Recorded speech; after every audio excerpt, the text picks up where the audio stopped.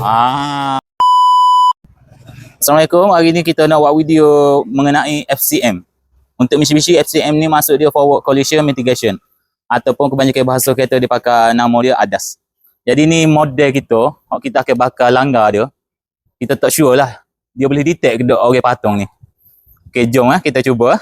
Okey, mengikut kata data hanya bawah 40 km sejam baru dia akan break. Jadi kita akan test. Model kita depan ni.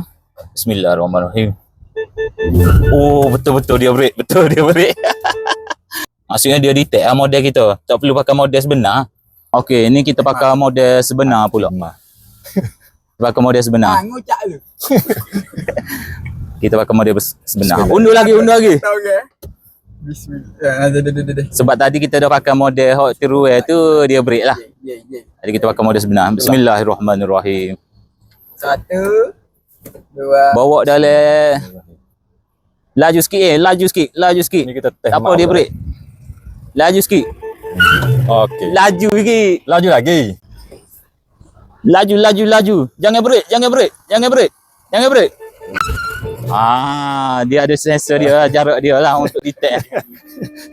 Itulah masuk FCM. Terima kasih. Ataupun ADAS. Terima kasih. Assalamualaikum. Sama.